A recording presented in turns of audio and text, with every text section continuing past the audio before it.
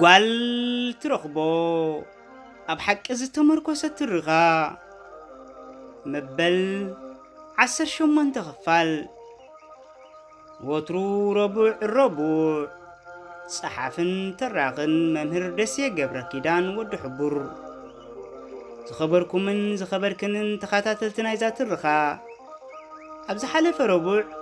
መበል 17 ክፋል ይሆና በይና ስለ ዝተረፈት ኣብ ገጻ ናይ ብስጭት ምልክት ይንበብ ከም ዝነበረን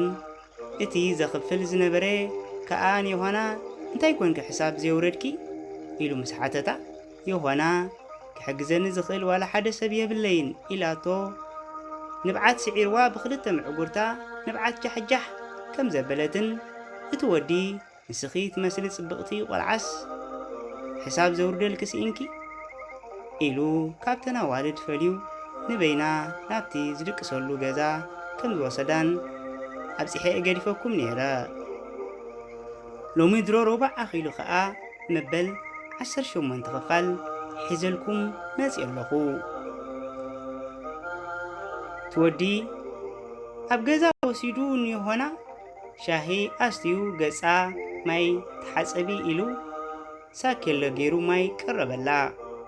ይሆና ቁሩብ ተረጋጊኣ ንበዓታ ጸሪጋ ኣብቲ ገዛ ምስ ትወዱ ኮፍ ኢላ ነበረት እቲ ወዲ ዘረባ ብምጅማር መኒኽ እሞ ስምኪ ጽብቕቲ በላኒ ይሆና ንሳ ኸዓ ሕፍረት እናተሰማዓ ይሆና በለቶ ዋው ጽብቕቲ ስም ብምባል ዘረብኡ ቀጸለ ሰሚዕኪ ይሆና ኣብዚ ከም መጋቢት ኮንኪ ክልተ ወርሒ ምሳና ጸንሒ ድሓር ባዕለይ ንኻርቱም ክሰደኪ እየ ተተሰማሚዕና ኸዓ ኩሉ ባዕለይ ይውዳኣልኪ በላ ይሆና ነተን ክልተ ወርሒ ጥራሕ ስለ ዝተብሃለት እቲ ዘረባ ከይተረዳኣ ሕራይ በለቶ ምስተን ኣቐዲመን ከምዝና ይሆና ሽግር ዝነበረን ከም መጋቦ ኮይነን ዝሰርሓ ዝነበራ ኣዋልድ ከኣ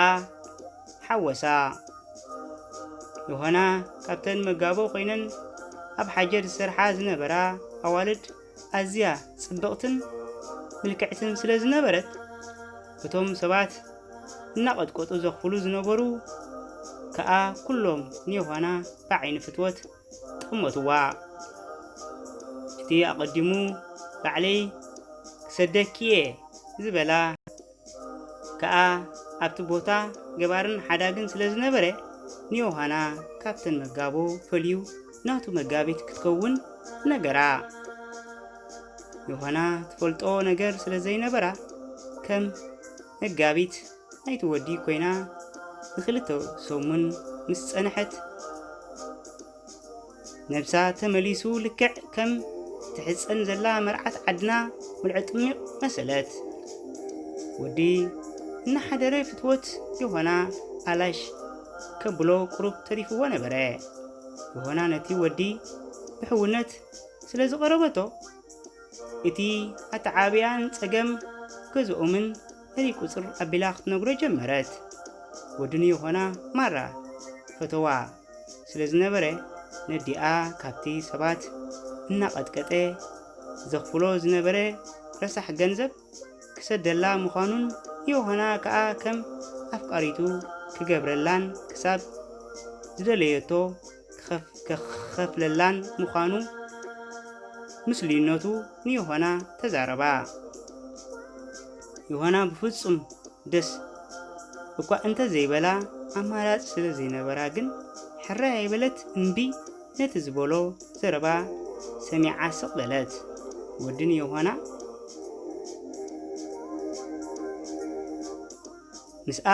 ርክብ ክፍጽም ብዙሕ ይፍትን ነበረ ሓደ ምሸት ከኣ ካብተን ምስኣ ዝድቅሳ ዝነበራ ኣዋልድ ንዮሃና ፀዊዑ ናብቲ መደቀሲኡ ክትመጽእ ነገራ ምስ ከደቶ ከኣ ፍርቂ ለይቲ ስለ ዝነበረ ነቲ ገዛ ሸገጦ ዮሃና